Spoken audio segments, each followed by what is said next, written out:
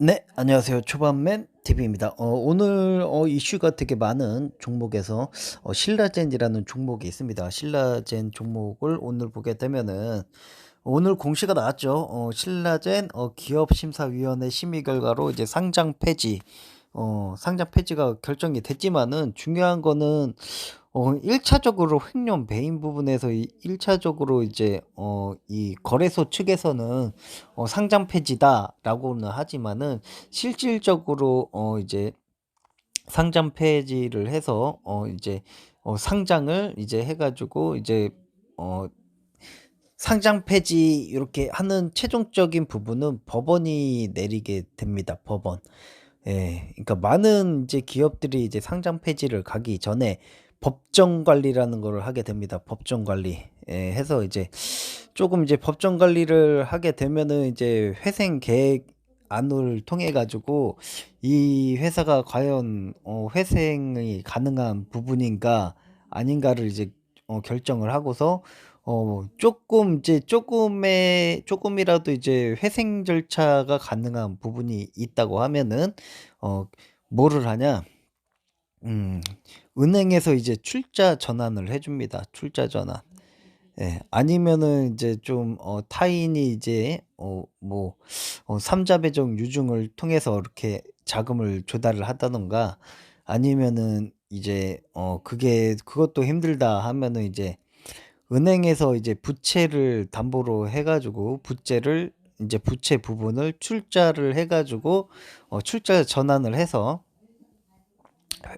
어 1 년간 인제 보호 예수에 인제 걸치 보호 예수를 걸어서 그동안에 이제 이 회생 부분을 이제 어떻게 해서 이제 회생 절차를 이제 경영 정상화를 어떻게 할 건지를 계속적으로 하게 되는 부분인데 제가 보는 부분이 뭐냐면은 여기서 보면은 이제 재무제표를 보게 되면은 주요 재무를 보게 되면은 여기는 계속 적자네요. 이게 언제부터 적자가 시작했는지 모르겠지만 2018 년부터 계속 적자가 해서 현재까지 분기까지도 계속 적자입니다. 요렇게 돼 있지만은 여기 당기순이익 같은 경우는 아무래도 뭐 외부적인 요건에서 결국에는 중요한 거는 당기순이익이라는 거는 이제 영업 외 수익을 나눈 부분을 이제 증가가 됐을 때는 이제 당기순이익이 증가가 되지만은 실질적으로 회사가 운영해서 돈을 벌어야 하는 부분에서는 영업이익이 늘어야 되는 부분이거든요. 예. 그래서 매출액이 늘면서 매출액 대비 비용이 어느 정도 삭감이 되고 그다음에 영업이익이 나야 돼 당기순 영업이익과 당기순이익이 나야 되는 부분인 건데 지금 여기서 이제 다트에 가서 보시면은 이제 분기 보고서를 보게 되면은 연결 재무제표 말고 이제 어 재무제표를 딱 보게 되면은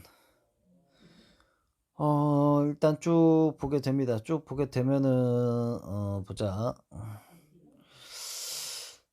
자본의 변동, 현금 흐름, 매출액, 포괄손익계산서.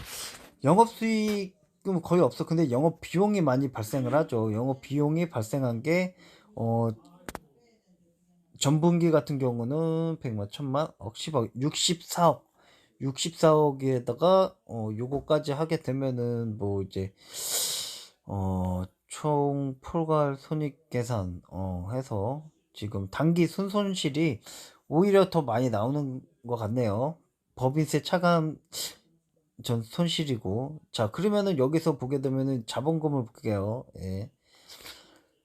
자본금이 100만, 1000만, 억, 10억, 100억, 500억 정도 되지만은 자본금이 500억 정도가 되는데 여기서 이제 주식을 발행을 해서 유증이나 이런 것들을 삼자 배정을 추가를 한다든가 막 유장을 막 하잖아요. 그러면 이제 유증 발행하고 뭐 하고 시비 발행해서 이제 겨우겨우 꾸역꾸역 넣은 게 어, 사, 총 얼마냐? 100만, 1000만, 억, 10억, 100억, 4200억 정도 되는데, 4200억 정도 되는데, 여기서 지금 이익잉여금 결손금이 얼마냐?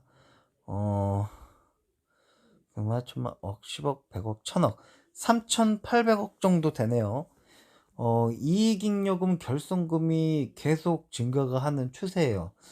그러면은 결국에는 이거를 이익잉여금이 계속 결손금이 계속 올라간다는 거는 계속 사업으로 했을 경우에는 얘네들이 결국에는 외부적인 이 삼자 배정이나 유중을 통해서 조달을 해가지고 했는데도 결국에는 이 지금 이익잉여금이 지금 3,700억 정도가 손실로 계속 쌓여 나가고 있으면은 결국에는 이게 감당이 안 될 경우에는 결국에는 출자 전환을 하게 되면은 약 은행이 3,700억이라는 이 지금 손실 부분을 출자를 해야 되거든요. 그러면은 3,700억을 출자를 해줘서 이거를 지금 해줘야 되는 상황이냐. 이게 참 되게 은행 쪽에서 조금 약 한 4천억 정도를 이 출자를 해줘야 되는 부분인 건데 4천억을 출자를 해준다? 4천억. 옛날에 벽상건설 같은 경우도 약 한 5천억 해외 법인으로 손실난 게 5천억인가요? 7천억 정도 됐던 것 같은데요. 그래서 결국에는 벽상건설도 이제 이 벽, 벽상건설이 아니구나. 벽상건설이 아니라 저거 뭐지? 조선업 한진해운도 똑같이 해외 법인에서 이게 손실이 났던 부분이 가처스럽게 이제 나가지고 그 한진해운이라는 그 엄청난 시가총액 높은 기업도 상장 배지를 가는 그런 경우가 있었었는데 뭐 신라전 같은 경우도 지금 뭐 액면가가 5천 원짜리도 아니고 뭐 500원짜리 기업을 엄청나게 이게 주가가 오른 부분인 건데 뭐 보면은 어 이익잉여금을 보게 되면은 이게 이익잉여금 3,700억을 이 3,700억을 이거를 은행에서 출자를 해줄까요? 응? 3,700억. 근데 중요한 거는 여기서 영업비용이라는 거를 여기서 포괄선익 계산서에서 보면은 100만, 천만, 억, 10억, 30억씩, 60억씩 계속 빠져나가요. 그러면은 영업비용이 계속 빠져나간다는 부분이 뭐냐면은 결국에는 어떠한 매출 상황을 만드는데 계속 인건비를 나가고 아니면은 이 영업에 따른 그 비용 처리 같은 부분이 계속 나간다는 건데 그러면 그 비용 처리에 대해서는 어 어떻게 손을 하나도 안 댔다는 얘기가 되는 부분이거든요. 예. 그렇기 때문에 이게 참 되게 어려운 부분인 것 같습니다. 네. 그래서 뭐 결국에는 적자 회사를 매수를 하게 되면은 결국에는 모든 게 이제 다 망가진다는 거예요. 여기서 이익잉여금 결손금이 나는 주식을 절대 매수를 하지 마세요. 적자가 나서 이 상태가 안 좋은 것들은 이익잉여금 결손금부터 이제 손실이 점점 나면서 이 자본 총계를 잠식을 해가면서 자본 잠식 그리고 상장 폐지 결정 뭐 법정 관리 회생 절차 뭐 이렇게까지 하면서 뭐 이제 결국엔 뭐 재상장이니 아니니 뭐 이런 식으로 가니까요. 1차적으로 제가 봤을 때는 이거를 만약에 법정 관리로 해가지고 출자 전환을 한다 하더라도 결국에는 은행이 3,700억을 출자를 해줘야 되는 부분인 건데 글쎄요 지금 이 영업 비용이 너무 많이 나오는 상황에서 영업 비용을 조금 개선을 해야 되는 부분인 건데 비용에 대한 구조 조정에 대한 노력을 하나도 안 했다라는 그런 게 좀 보여지는 것 같기 때문에 일단 제 생각은